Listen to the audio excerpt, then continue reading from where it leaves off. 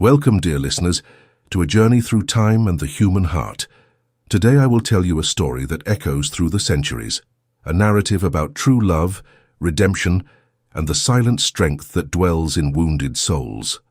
In the distant lands of the silent Ravine Valley, where the wind carries secrets and the rain washes away sorrows, we will find Carmen and Francisco, two souls who will discover that the deepest love is not born from the fire of passion, but from the warm embers of mutual understanding. Where are you watching us from? Leave your city in the comments. I love knowing how many hearts beat with us on this literary journey. If this story touches your souls as it touches mine, don't forget to subscribe to the channel and leave that like that warms our storyteller's heart. Now close your eyes and let yourselves be carried away. Year 1874. San Miguel del Encinar, silent Ravine Valley. The evening painted the stones of Hacienda El Retiro golden when the horseman appeared on the horizon. His dusty clothes told the story of days on the road, and the horse beneath him breathed the weariness of leagues traveled. Francisco Mendoza held the reins with hands that knew both gentleness and firmness.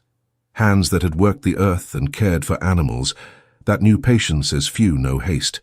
The afternoon wind carried the aroma of wild jasmine and damp earth, whispering among the leaves of the eucalyptus trees that guarded the property's entrance like silent sentinels. Francisco breathed deeply, letting the perfume of the place mingle with his expectations. He had received a proposal, an arranged marriage with the widow of the hacienda, a union that would benefit both his situation and hers, or so he had been told. The big house emerged from the landscape like a dream of stone and lime, its thick walls embracing inner courtyards where shadow danced with light filtered through climbing vines. In the stables, thoroughbred horses moved their heads with natural elegance, and the sound of their hooves on the stone floor created an ancestral music that spoke of generations of care and tradition. That's when he saw her for the first time. Carmen Vasquez appeared on the main gallery like an apparition dressed in mourning. The black of her dress contrasted with the almost translucent pallor of her skin, and her green eyes, green like the deep water of ancient wells, studied him with a coldness that wasn't exactly hostility, but something more complex. It was the coldness of one who had learned to protect herself, of one who had built invisible walls around her heart. She descended the stone steps with a grace that spoke of refined education, but also of a sadness that weighed in every movement. At 28 years old, Carmen carried on her shoulders a burden that seemed greater than her delicate frame, and when she spoke, her voice had the crystalline quality of someone who chose each word like one chooses rare jewels. "Señor Mendoza," she said, and there was a measured distance in those words, "my cousin sent you with a proposal I must decline. I'm not interested in marriage, neither now nor ever. However," and here she paused in a way that extended like the afternoon shadow, "I can offer you work." Francisco dismounted without haste, his eyes never leaving hers. There was something in that woman that intrigued him deeply, not just her melancholic beauty, but the strength he perceived hidden beneath the apparent fragility. It was like observing a delicate plant that had nonetheless managed to grow among the stones. "What kind of work, Senora?" "Taking care of the stables. I have horses that need experienced hands. I'll offer lodging in the old mansion, meals with the workers, and fair wages. Nothing more." The coldness in her voice couldn't completely mask something Francisco recognized, an unhealed wound, an old fear that disguised itself as haughtiness. He nodded slowly, feeling that he had just accepted much more than simple work. At that moment, a middle-aged man approached them. Esteban Morales, the steward, had a face weathered by years and the secrets he kept, his dark eyes fixed on Francisco with the natural distrust of one who has protected a house and its inhabitants for decades. "Don Esteban will accompany you," Carmen said, and Francisco noticed how she took refuge in formality again. "He knows every stone of this property." As they walked toward the stables, Francisco felt Carmen's green eyes on his back, and a question began to form in his mind. What secrets did that woman who dressed in mourning, as if it were armor, keep? The old mansion where Francisco settled had thick walls that kept echoes of long-forgotten conversations. The room assigned to him was simple but dignified, with a window overlooking the stables and a distant view of the mountains that embraced the valley. In the morning, when the sun still struggled to penetrate the mist, He could hear the gradual awakening of the hacienda, the roosters singing life, the workers beginning their tasks, the distant lowing of cattle in the fields. The first days passed in a careful dance of approach and distance. The workers treated him with the respect reserved for strangers who still needed to prove their worth, but Francisco sensed there was something more, a fierce loyalty to the mistress that made any newcomer suspect until proven otherwise. It was during his exploration of the stables that Francisco met the horses of El Retiro. There were Arabian mares with intelligent eyes, young colts playing in the meadows, working horses that knew every trail in the valley. But it was one particular animal that captured his attention, a black horse, tall and nobly built, that always remained alone in a separate corral. The animal had something wild in its posture, a wounded dignity that Francisco immediately recognized. When he approached the corral planks, the black horse observed him with an almost human intensity, as if measuring not just his intentions, but his soul. "That one has no name," said a voice behind him. It was Aurelio, a 19-year-old worker with honest eyes and hands calloused by work. "No one can ride him. He arrived here before the tragedy." "What tragedy?" asked Francisco. But Aurelio just shook his head and walked away, as if he had said more than he should have. It was Esteban who, that night during the silent supper with the workers, offered more details. The horse had arrived with the former master, Don Miguel Vasquez, 3 years before. It was an animal of difficult temperament that had no owner nor will, according to the steward's careful words. "It was brought before the tragedy," Esteban repeated, and Francisco noticed how the other workers lowered their eyes to their plates, as if a cloud had passed over the table. The nights in the old mansion were deep and silent. Francisco developed the habit of walking through the courtyards before sleeping, letting the peace of the place penetrate his bones. It was during one of these nocturnal walks that his first true encounter with Carmen happened. She was in the small chapel at the back of the property, a simple construction of stone and lime where a single candle flickered before an image of the Virgin. Carmen knelt before the altar, but Francisco noticed she wasn't praying. She simply remained there, as if seeking something that words couldn't reach. He was about to withdraw discreetly when she spoke without turning. "His name is Diablo." Francisco stopped, understanding she was referring to the black horse. "Why?" he asked softly. Carmen finally turned, and in the candlelight, her face had a vulnerability that daylight never revealed. "Because there are devils that inhabit this place, Señor Mendoza, and some of them live inside us." She passed by him like a shadow perfumed with jasmine and sadness, leaving him alone in the chapel with more questions than answers. Morning came loaded with humidity and omens. Francisco woke to the sound of altered voices coming from the stables, shouts that cut the morning air like blades. He dressed quickly and ran toward the sound, his bare feet finding the path over stones still wet with dew. He found the workers gathered around Diablo's corral, their faces marked by concern and fear. In the center of the confusion, Aurelio was lying on the ground, moaning softly while holding his left arm against his chest. The black horse moved from one side of the corral to the other, his nostrils dilated, eyes rolling wildly. "What happened?" asked Francisco, kneeling beside the young worker. "Aurelio tried to give water to the animal," explained Esteban, his voice tense. "Diablo attacked him when he opened the gate. The arm might be broken." Francisco carefully examined Aurelio's injury, his experienced fingers checking the bones. "It's a strong contusion, but the bones are intact. He needs rest and cold compresses." Then he stood and looked at the agitated horse. "And he needs calm." The workers watched him skeptically when Francisco approached the corral. Diablo stopped his frantic movements and fixed on him with those eyes that seemed to carry the fury of all the mistreated horses in the world. There was a pain there that Francisco recognized, the pain of a being that had learned to distrust all human hands. "Easy, boy," murmured Francisco, his voice low and constant like a lullaby. He made no movement toward the gate, just remained there, letting the horse get used to his presence. "Easy." For long minutes man and animal studied each other. Francisco could feel the tension gradually diminishing, like a stretched rope beginning to loosen. Diablo lowered his head, his ears moving forward, a sign of cautious curiosity. It was then that Francisco noticed a familiar presence. Without turning, he knew Carmen was watching from the gallery of the big house. He could feel the weight of her gaze like an invisible caress on his back. and this awareness gave him even greater calm. Slowly, very slowly, Francisco extended his hand toward the horse. Diablo hesitated, then stretched his neck and touched Francisco's fingers with his muzzle. The contact was electric, not from fear or aggression, but from mutual recognition. "I understand," whispered Francisco. "I understand your pain."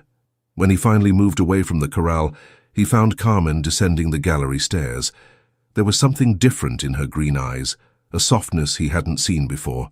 "Thank you," she said, and her voice trembled slightly. He's like a son to me." Francisco nodded, noticing for the first time an old scar on Carmen's left hand, a thin but deep mark she tried to hide by bending her fingers. There was a story in that scar, he knew, just as there was a story in Diablo's fury. "The horse isn't evil," said Francisco, "just frightened." Carmen studied him for a long moment, and Francisco had the impression she was carefully weighing his words. "Sometimes," she murmured finally, "frightened and evil can seem like the same thing." As she walked away, Francisco learned through Esteban that the scar on Carmen's hand had appeared in the same week as her husband's death. And for the first time, he began to understand that the devil she had mentioned in the chapel might not just be metaphors. The mail arrived at El Retiro on a morning of leaden sky, when the low clouds seemed to touch the hacienda's roofs. The messenger, a dark man of indefinite age, carried with him the smell of the road and the solemnity of bearers of important news. Francisco watched from his room's window as Carmen received the small volume of correspondence, her hands trembling almost imperceptibly as she recognized a specific letter. The letter was different from the others. Thicker paper, red seal, careful handwriting of someone accustomed to important documents. Francisco saw how Carmen studied it for long moments before tucking it into the folds of her dress, as if wanting to hide it not just from others, but from herself. During the rest of the morning, she remained secluded in her quarters. The workers whispered among themselves in the stables, and Francisco noticed that the arrival of certain letters at El Retiro was always a cause for apprehension. There were memories that those papers brought back, ghosts that preferred to remain buried. It was at the end of the afternoon that Francisco found Esteban on the gallery, looking toward the mountains with a worried expression. The steward held a cup of coffee that had cooled in his hands, and when he noticed Francisco's presence, he sighed deeply. "The letter came from the old notary office of San Felipe del Real," Esteban said without preamble. "I recognize the seal. Don Beltran always used red wax." Francisco approached, feeling he was about to receive an important piece of the puzzle that was Carmen Vasquez. Was this Don Beltran a family friend? "He was trusted by the Vasquez family," Esteban corrected, choosing his words carefully. "Before the scandal. After many things changed." "What scandal?" Esteban studied him for a moment, as if deciding how much he could reveal. "Don Miguel died on a stormy night 3 years ago. Fever, the doctors said, but Don Beltran, he remembers more than he should." Before Francisco could ask more questions, the aroma of burning paper reached them, carried by the afternoon breeze. Both turned to the windows of Carmen's quarters, from where a thin line of smoke escaped. Francisco felt a tightness in his chest. Carmen had burned the letter, but what secrets did she carry that needed to be destroyed? And why did the arrival of correspondence from the notary disturb her so much? That night, after the house had surrendered to silence, Francisco decided to walk through the courtyards as was his custom. It was when, passing by the window of Carmen's study, he saw a light still lit. He approached discreetly, and through the half-open curtains, saw her sitting before the fireplace, staring fixedly at the ashes of the burned letter. There was something desperate in her posture, as if she were fighting against memories that refused to die along with the flames. Francisco was about to move away when he saw Carmen get up and go to the fireplace. Carefully, she stirred the ashes with a poker, as if looking for some fragment that had escaped the fire. It was then that a gust of wind entered through the chimney, scattering the ashes across the floor. Carmen quickly knelt, trying to collect the burned pieces, and Francisco saw silent tears streaming down her face.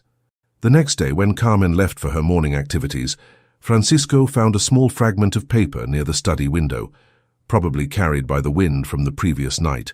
The words, "Instrucción judicial," were still legible in the faded ink. Judicial instruction. Francisco kept the fragment, feeling he had just touched something that could change everything he thought he knew about Carmen Vasquez. What judicial investigation could be connected to the widow of El Retiro? And why did the mere mention of it terrify her so much? The library of El Retiro was a sanctuary of dusty knowledge and memories kept between pages yellowed by time. Francisco discovered the room by accident on an afternoon when he was looking for Esteban and ended up getting lost in the labyrinthine corridors of the big house. The dark wood shelves stretched from floor to ceiling, filled with volumes on agriculture, history, classical literature, and philosophy treatises that spoke of an educated and refined family. It was there, among the books, that he found the notebook. It was on a table near the window, open to a page where Carmen's elegant handwriting poured thoughts like involuntary confessions. Francisco knew he shouldn't read, but the words attracted him like an irresistible call. Memory is a prison for which we don't possess the keys. We carry our mistakes like stones in our chest, and each dawn reminds us of the weight we chose to carry. But did we really choose? Or are we simply victims of the circumstances that forged us? Further on, in more tremulous handwriting, as if written during a sleepless night, regret is a ghost that knows no rest. It visits in moments of silence, whispers during prayers, and turns every shadow into a tribunal. If I could go back to that night, if I could. The sentence was interrupted there, as if Carmen herself had realized she was revealing too much, even to her own diary. Francisco closed the notebook carefully and moved away from the table, but Carmen's words echoed in his mind. What night was this that haunted her? What regret did she carry that was as heavy as the stones she mentioned? It was when Esteban appeared in the library doorway, his intelligent eyes immediately perceiving the tension in Francisco's face. "Find something interesting?" asked the steward, and there was a careful quality in his voice. "Just books," Francisco replied, but he knew Esteban hadn't been fooled. The steward entered the library and closed the door behind him, a gesture Francisco interpreted as the prelude to an important conversation. "Don Francisco," Esteban began, "I've worked in this house for 3 years, and I've learned that there are questions that shouldn't be asked and truths that shouldn't be sought. But I've also learned that sometimes the truth seeks us." Francisco nodded, feeling he was about to receive another piece of the puzzle. "Don Beltran, the notary," Esteban continued, "always wrote with red ink. It was an eccentricity of his. He said red ink made documents more solemn. The letter that arrived yesterday had that ink. And what does that mean?" Esteban approached the window, looking at the fields where the workers labored under the afternoon sun. "It means Don Beltran still remembers things others have forgotten, and that perhaps it's time for certain truths to come to light." Francisco felt a pang of anxiety. What truths? About the night Don Miguel died, about why Doña Carmen refuses to receive visits from San Felipe del Real, about why she trembles whenever she hears talk of investigations. The steward turned to Francisco, his eyes charged with fierce loyalty. "Doña Carmen is a good woman, Don Francisco. Everything she did out of necessity. But there are people who can't accept that sometimes justice comes in forms the law doesn't recognize." That night, Francisco remained awake for hours, Esteban's words and excerpts from Carmen's diary mixing in his mind like pieces of a dark mosaic. What necessity had led Carmen to do something that still haunted her, and what justice was this that had cost the peace of her soul? When sleep finally came, it brought with it fragmented dreams of nocturnal storms, burned letters and scars that told stories that should never have happened. 3 days passed without Carmen leaving her quarters. The workers whispered worriedly during meals, and even the horses seemed to feel the tension hanging over El Retiro like a loaded cloud.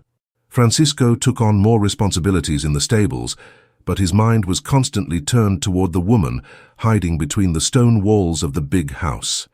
It was Esteban who, on the 4th morning, knocked on Francisco's door with a grave expression. "She wants to see you," he said simply, "in the study."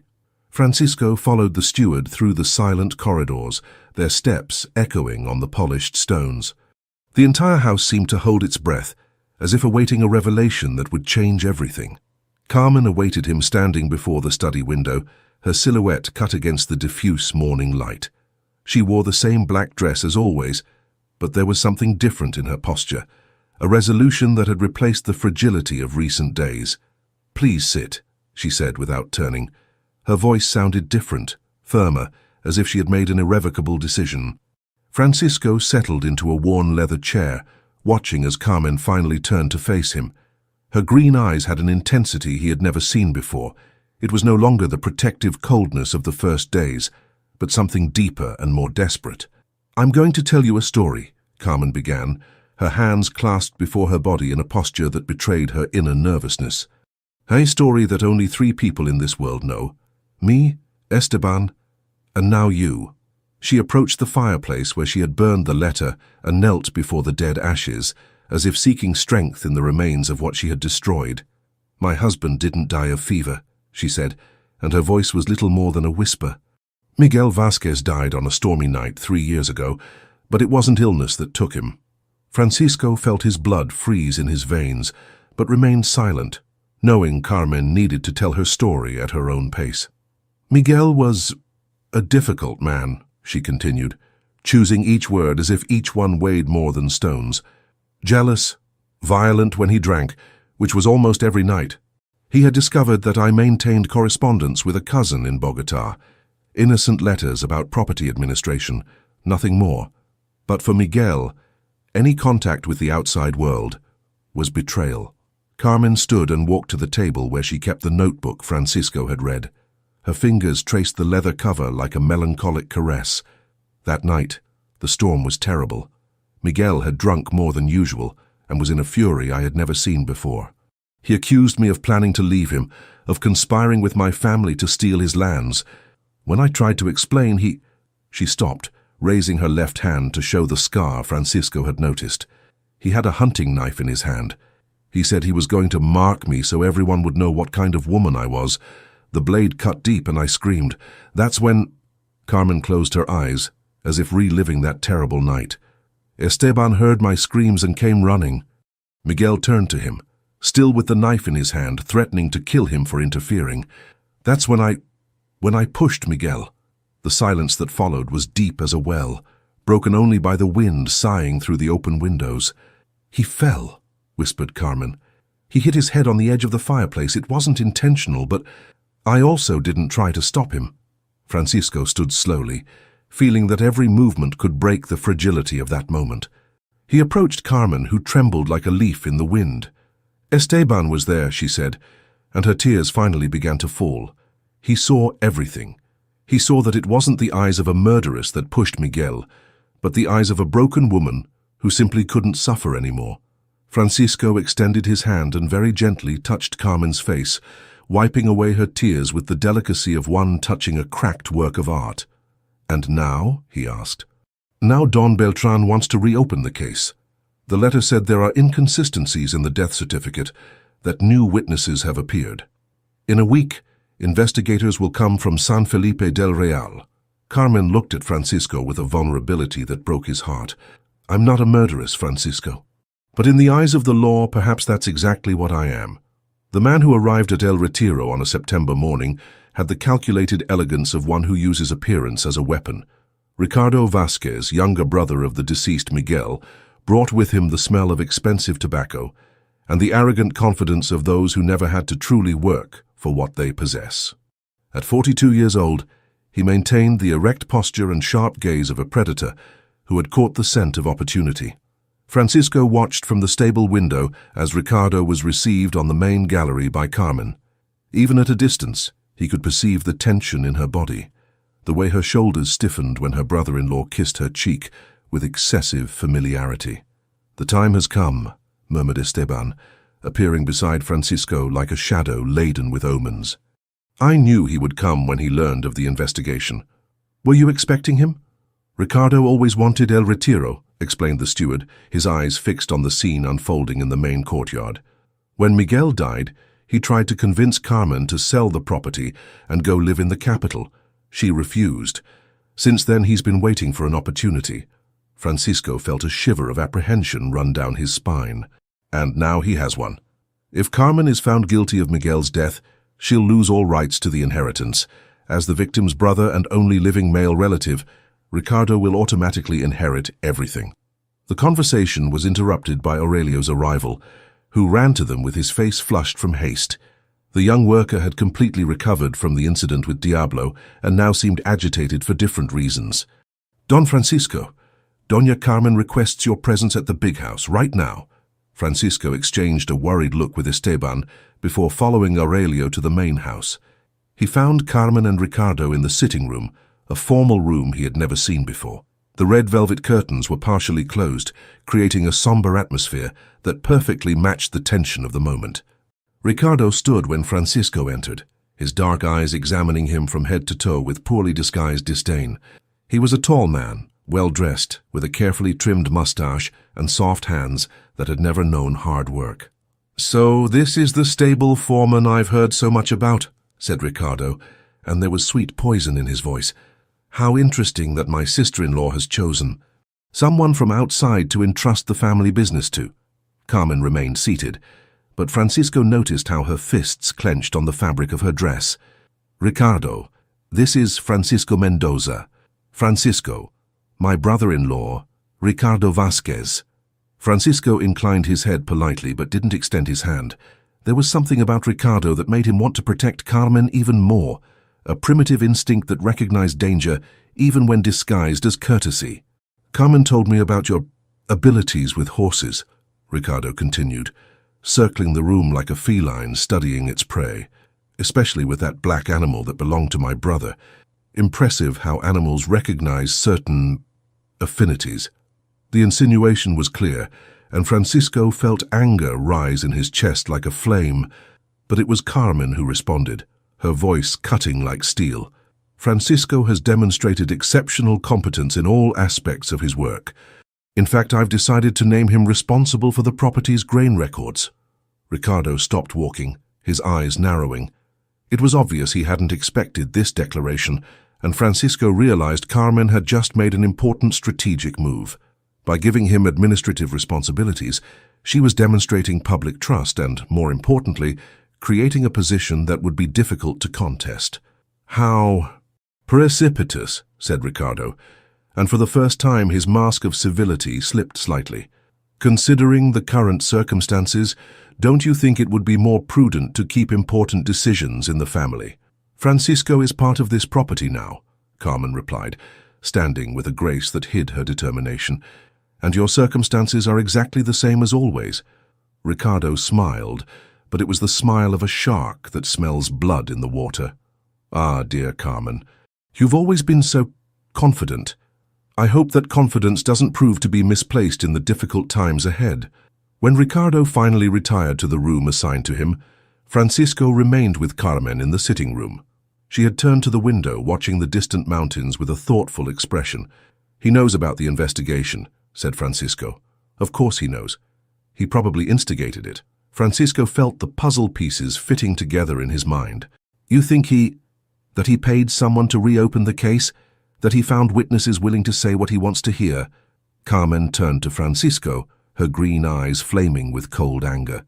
"Ricardo is capable of many things when it comes to money and power." That night, Francisco noticed that Ricardo's arrival had changed the entire dynamic of El Retiro. The workers moved more cautiously, conversations became whispers, and the air itself seemed heavier. It was as if a storm was approaching, and everyone could feel its electricity in the air. The second letter arrived on a morning of clear sky that cruelly contrasted with the clouds forming over Carmen's destiny.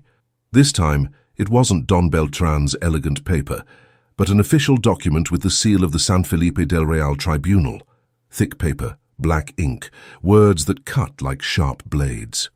Francisco watched from the stable as Carmen received the correspondence from the hands of the same dark messenger. This time, she didn't hesitate, didn't tremble. She simply opened the envelope right there, in the main courtyard, under the eyes of all the workers and Ricardo himself, who had appeared on the gallery as if he knew exactly what to expect. When Carmen finished reading, Francisco saw something in her he had never seen before. It wasn't fear, it wasn't sadness, but a cold and cutting resolution. She folded the document carefully, tucked it into the folds of her dress, and announced with a clear voice that echoed throughout the courtyard, "Everyone gather in the main hall at 5 o'clock. I have something important to communicate." The hours that followed passed like an eternity, charged with suspense. Francisco tried to concentrate on work with the horses, but his mind was completely focused on Carmen and the content of that official document.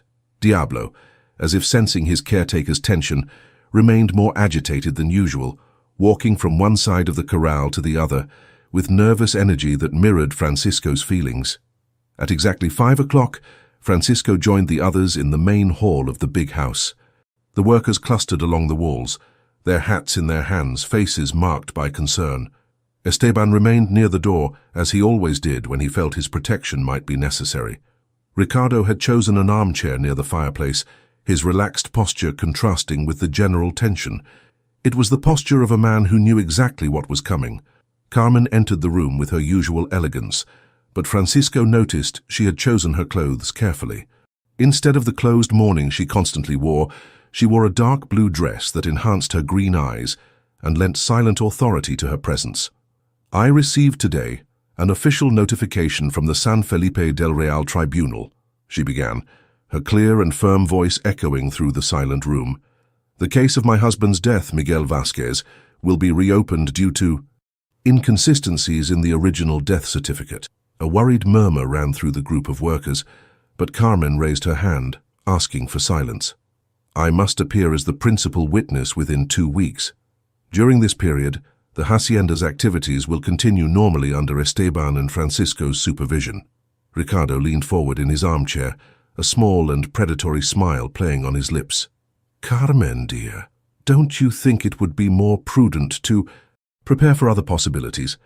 Perhaps it would be sensible to consider temporarily transferring the property's administration to someone in the family, just as a precaution, of course." Francisco felt anger rise in his chest like hot lava, but it was Carmen who responded, and her voice had the cutting coldness of steel. "El Retiro's administration will remain exactly as it is. This property was built with the work and loyalty of these people," and she gestured toward the workers, "and it's to them that I owe my first loyalty." "But Carmen," insisted Ricardo, standing from the armchair with a movement that tried to seem casual, but that Francisco recognized as calculated, "you need to be realistic. If the tribunal decides there were irregularities in Miguel's death, the law determines that—" "The law will determine what it has to determine," Carmen cut him off, and for the first time Francisco heard true steel in her voice. "But until then, El Retiro continues to be my home and my responsibility." Ricardo walked to the window, looking at the fields where the afternoon sun gilded the pastures. When he turned again, his smile had become more dangerous. "Of course, dear. But you should know that I also received correspondence from San Felipe del Real today. It seems that, as the victim's brother and only surviving male relative, I have the legal right to request temporary custody of the property should you be indisposed to administer it." The silence that followed was absolute. Francisco could hear the beats of his own heart, could feel the tension emanating from Carmen like heat waves. But when she spoke, her voice remained firm. "Then I suppose we'll see who has more credibility in the eyes of the law, Ricardo. A widow who has successfully administered this property for 3 years, or a man who has never worked a single day in his life." When the meeting ended and the workers dispersed, Francisco remained with Carmen in the increasingly dark room. She had sat before the unlit fireplace, looking at the dead ashes, as if seeking answers that didn't exist. "Two can play this game," she murmured, more to herself than to Francisco. "What do you mean?" Carmen raised her eyes to him, and Francisco saw there a determination that reminded him why he had fallen in love with that extraordinary woman. "I mean that if Ricardo thinks he can intimidate me with legal threats, he's very wrong. There are truths that can be discovered, Francisco, and not all of them work in his favor." The decision formed in Francisco's mind during the sleepless night that followed the confrontation with Ricardo. While the others slept, he remained awake in the old mansion, looking through the window at the stars that dotted the sky of the silent ravine. If Carmen was willing to fight, he would fight too. But he would fight with the weapons he knew: patience, observation, and the silent determination of those who know that truth, when it finally comes to light, is more powerful than all manipulations. The next morning, Francisco sought Carmen in the back garden, where she usually spent the first hours of the day. He found her kneeling among the aromatic herb beds, her hands plunged into the dark earth as if seeking strength in the connection with the life sprouting beneath her fingers. "I need to go to San Felipe del Real," he said without preamble. Carmen raised her eyes, still with earth under her nails, and Francisco saw the question form in her expression. "If there are truths to be discovered," he continued, "then I'll discover them. It's been 3 years since Miguel's death. People talk, memories are preserved, and not everyone has reasons to lie." Carmen stood slowly, cleaning her hands on the apron that protected her dress. "Francisco, this could be dangerous. If Ricardo Ricardo doesn't control the entire city," Francisco replied, "and I know how to be discreet." She studied him for a long moment, her green eyes reflecting a mixture of gratitude and concern. "What do you hope to find?" "I don't know. But I know that truth has its own weight, and lies always leave cracks through which light can enter." Carmen nodded slowly, and Francisco perceived she was making a difficult decision. "If you're going to do this, there's someone you should look for. Don Beltran has been loyal to me for years. If anyone can help, it's him." 2 hours later, Francisco was riding along the dusty road that led to San Felipe del Real, his mind concentrated on what he might discover in the city. He carried with him a letter of introduction written by Carmen herself, plus enough money for a few days of lodging and investigation. San Felipe del Real was a city that had grown around its central square, where a colonial stone church dominated the horizon with its twin towers. Francisco arrived at the end of the afternoon, when shadows lengthened through the cobblestone streets and merchants began to close their doors. He sought modest lodging near the center and settled into a simple but clean room on the second floor of a boarding house administered by a middle-aged lady with curious but discreet eyes. The next morning, Francisco headed to Don Beltran's office, located in a 2-story colonial house near the tribunal. The notary was a man in his early 60s, with completely white hair and golden-rimmed glasses that lent gravity to his intelligent face. When Francisco presented Carmen's letter, Beltran's eyes filled with a sadness that spoke of old loyalties and shared secrets. "Doña Carmen has always been a woman of honor," said Beltran, after reading the letter carefully. "What happened with Miguel's was a tragedy that could have been avoided if someone had had the courage to intervene earlier. Did you know Miguel's nature?" Beltran removed his glasses and cleaned them carefully, a gesture Francisco interpreted as buying time to decide how much to reveal. Miguel Vasquez had problems with drink and with his temperament. There were previous incidents, nothing that reached the tribunals, but whispers, rumors. Doña Carmen tried to hide it, as many women in her situation do. The notary stood and walked to a dark wood filing cabinet, from which he withdrew a folder tied with red ribbon. "There's something I must show you, something I've kept for 3 years, waiting for the right moment." Beltran opened the folder and removed 2 documents. The first was a handwritten declaration in the tremulous handwriting of someone unaccustomed to writing. The second was a sealed letter, the seal still intact after all those years. The declaration was written by Ignacio Herrera, a worker who worked at El Retiro at the time of Miguel's death. He came to me 3 days after the funeral, disturbed by something he had witnessed. Francisco read the declaration carefully. Ignacio described having seen Miguel beat Carmen on several occasions, always when he thought there were no witnesses. On the night of the death, the worker had gone to the stables to check on a sick horse when he heard screams coming from the big house. "And the letter?" asked Francisco. "Ah, that one is even more extraordinary," said Beltran, his eyes shining with a mixture of satisfaction and sadness. "It was written by Miguel himself on the eve of his death. He was drunk, tormented by jealousy, and came to my office late at night to confess his sins." Beltran broke the seal carefully and unrolled the letter. The handwriting was irregular, stained in some places as if wet by tears or spilled wine. "I am a lost man, consumed by the demons of my own jealousy. Carmen is innocent of all the accusations I've made, but my sick mind cannot accept her goodness. I fear for her. I fear for myself. If something happens to me, let everyone know that the fault is mine alone." Francisco felt as if an enormous weight had been lifted from his shoulders. There was the proof of Carmen's innocence, written by the very hand of her supposed victim. "Why did you keep this for so long?" Beltran sighed deeply. "Because I knew that one day it would be necessary, and because I feared that if I revealed it too early, Ricardo would find a way to discredit the evidence. Now with the official investigation reopened, they will have legal weight. Francisco spent the rest of the day collecting more information around the city. He spoke discreetly with merchants who knew the Vasquez family, visited taverns where Miguel used to drink, and gradually assembled a complete picture of the couple's life. Everything confirmed what Carmen had told him. Miguel was a violent and jealous man, and she had lived years of silent fear. When he returned to El Retiro 2 days later, Francisco carried with him not just the evidence that could save Carmen, but also the absolute certainty that she deserved to have her innocence recognized by the entire world. The judge arrived at El Retiro on a morning when the sky was loaded with clouds that threatened storm. He came accompanied by a nervous clerk and 2 official witnesses, bringing with him the solemnity of the tribunals and the weight of human justice. Francisco watched from the stable gallery as the entourage approached, their horses raising small clouds of dust on the road that cut through the property like a golden scar. Carmen had prepared for this moment with the meticulousness of a general before battle.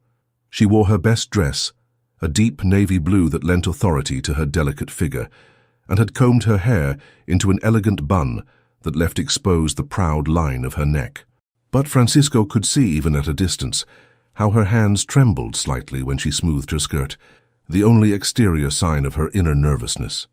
Ricardo had emerged from his quarters impeccably dressed, as if it were a celebration and not a judicial investigation.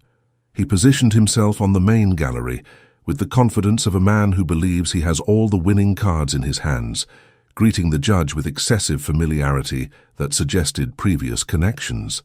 The judge was a middle-aged man with graying beard and eyes that had seen much of human nature, both its greatness and its misery. He introduced himself as Don Teodoro Salvatierra, magistrate of the San Felipe del Real Tribunal, and his voice carried the authority of one accustomed to being obeyed without question. "We are here," he announced in the main courtyard where all the inhabitants of El Retiro had gathered, "to investigate irregularities in the case of Miguel Vasquez's death, which occurred 3 years ago. Our preliminary investigation revealed inconsistencies that require clarification." Francisco felt his blood freeze in his veins when the judge continued, "Based on new evidence presented by Don Ricardo Vasquez, there are grounds to suspect that the death was not natural as originally recorded. Therefore, the administration of this property will be temporarily transferred to Don Ricardo until the investigation is concluded." It was at that moment that Francisco stepped forward, taking from his jacket's inner pocket the folder of documents he had brought from San Felipe del Real.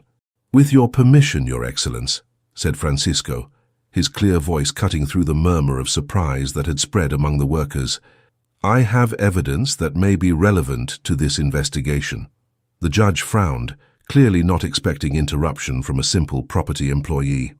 Ricardo stepped forward, his face red with indignation. "This man has no authority to—" "Let him speak," interrupted the judge, and Francisco perceived sharp intelligence in the magistrate's eyes. "In matters of justice, all evidence must be considered, regardless of its source." Francisco opened the folder carefully, first removing Ignacio Herrera's declaration. "This is a sworn statement from a witness of the night in question, Your Excellence. A man who worked on this property and witnessed events that cast new light on Miguel Vasquez's death."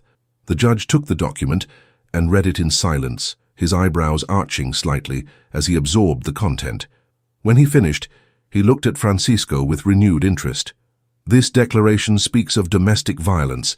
Is there more evidence supporting these allegations?"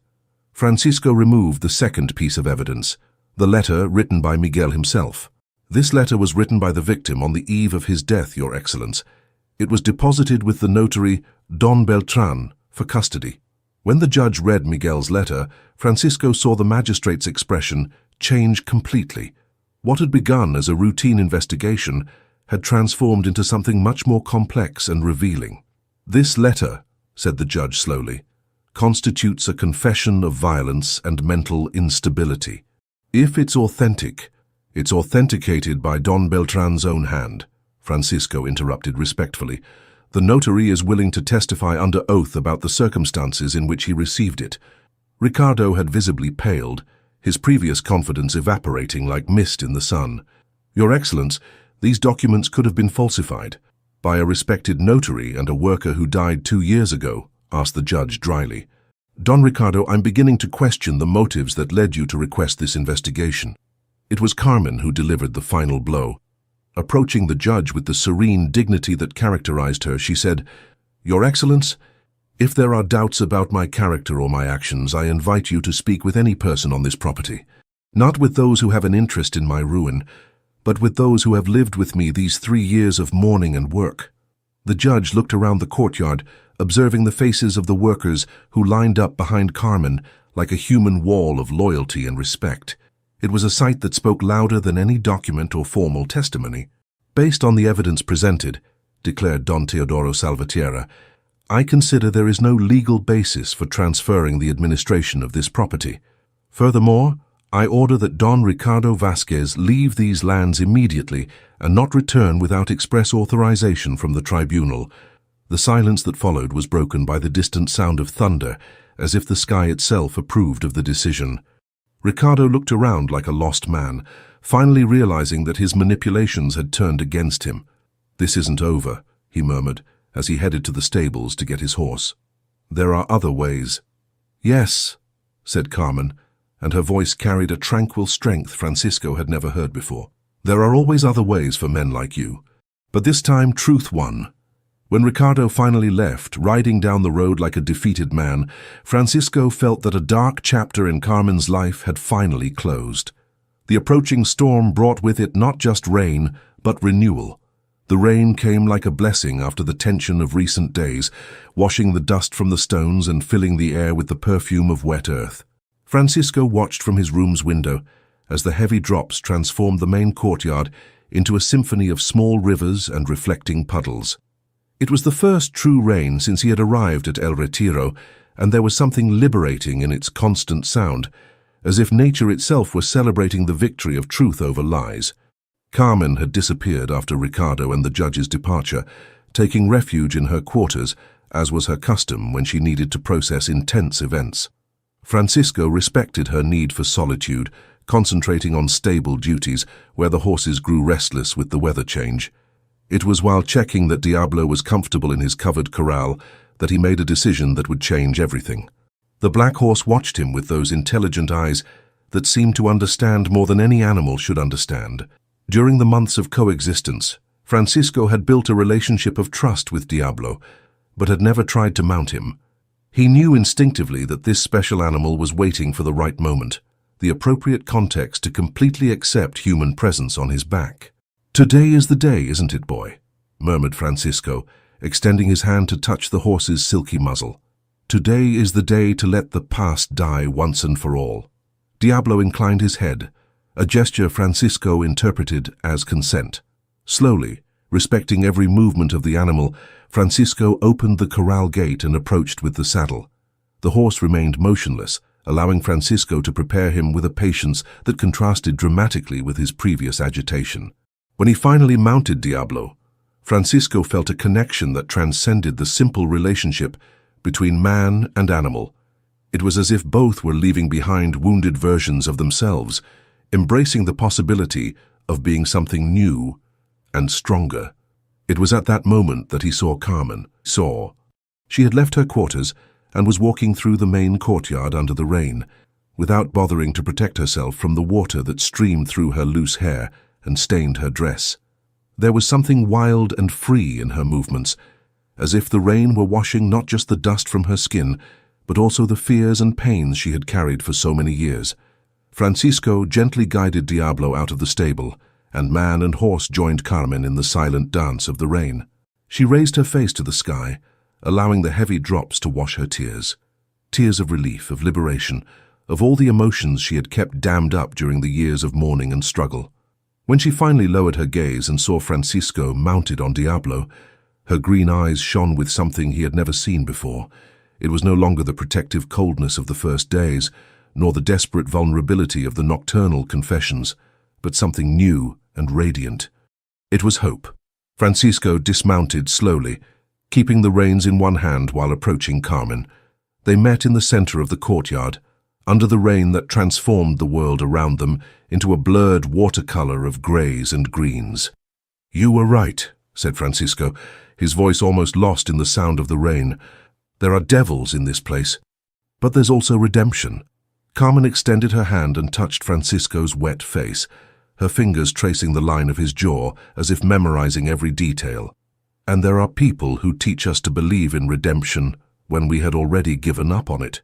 It was then that they kissed, not with the desperate passion of young lovers, but with the silent depth of those who recognize each other mutually, of those who found in the other not just desire, but completeness.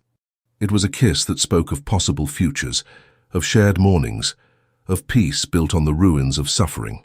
When they separated, Francisco saw that Diablo had approached and now watched them with that serene intelligence that characterized the animal.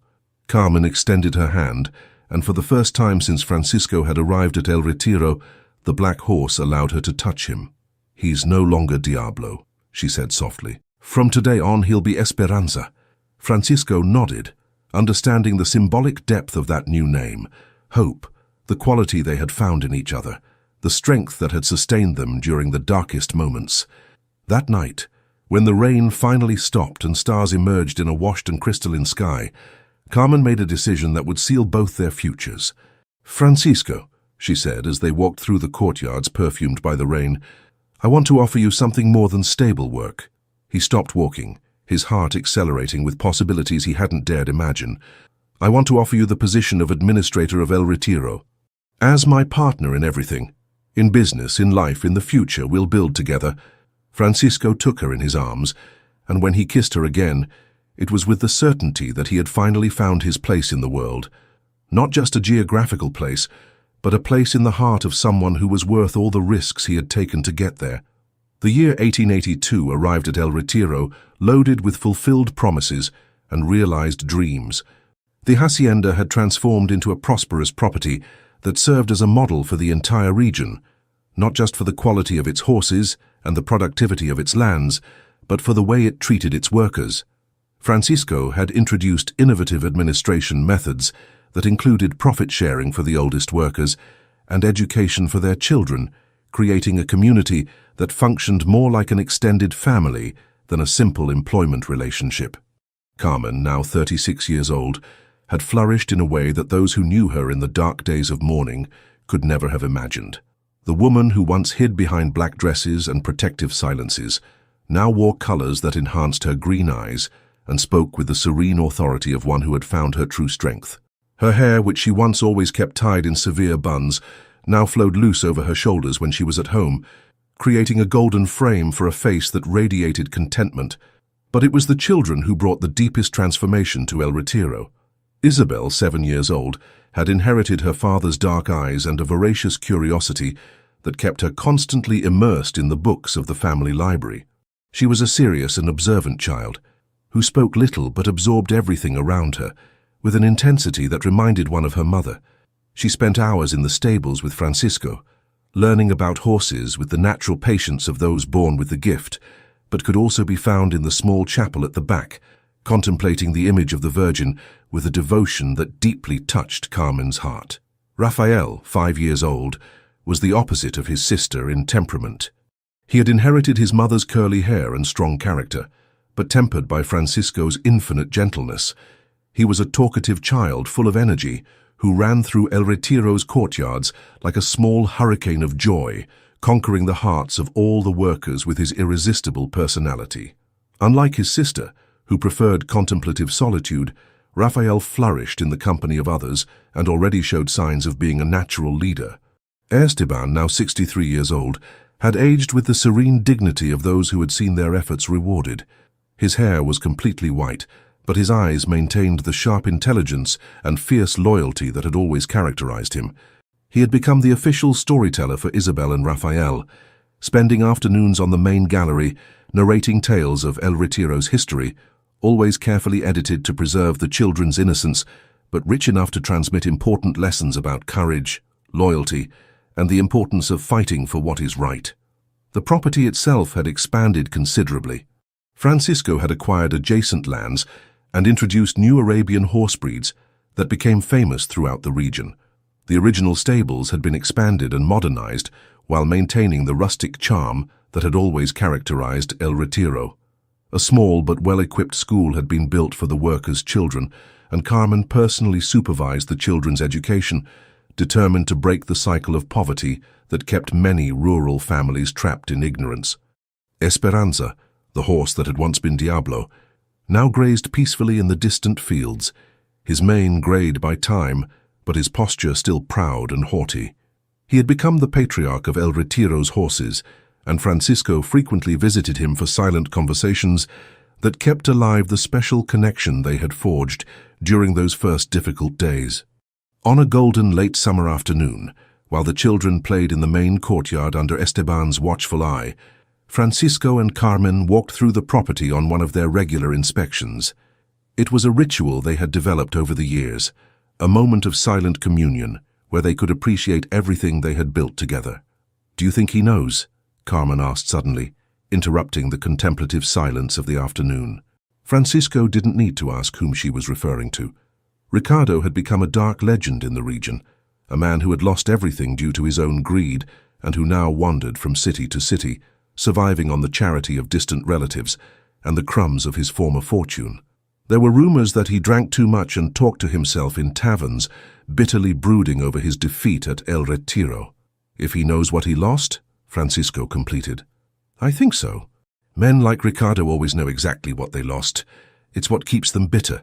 Carmen nodded thoughtfully, then smiled, a smile that radiated the deep peace of one who had found her place in the world. "Sometimes I feel sorry for him," she murmured, "not for the loss of material goods, but for never having understood that true wealth isn't in what we possess, but in what we build with our own hands and with the people we love." They stopped before the small chapel where, years before, Carmen had first revealed Diablo's true name. The simple stone and lime construction had been restored and embellished, but maintained its atmosphere of peace and contemplation that had always characterized it. "Do you regret it?" asked Francisco. And Carmen knew immediately that he wasn't referring to the tragic events of the past, but to the decision to trust him, to open her heart to the possibility of love after so much suffering. "Never," she replied, taking Francisco's hand and intertwining her fingers with his. "True love doesn't need to shout to be heard, Francisco. It's built in shared silence, in wounds healed in company, in the small daily actions of mutual care." As the sun set over the mountains that embraced El Retiro, painting the sky with tones of gold and purple, Francisco and Carmen knew they had found something rare and precious, a love that had been born from mutual understanding, grown in shared adversity, and flourished in the peace conquered through the courage to face truth. The children ran toward them, Isabel holding a book she had been reading and Raphael with clothes dirty from garden games. When the family gathered on the main gallery for dinner, illuminated by the golden light of the candles Carmen always lit at dusk, there was perfect harmony in that moment. The harmony of people who had found not just in each other, but in themselves, the capacity to transform suffering into wisdom and fear into hope.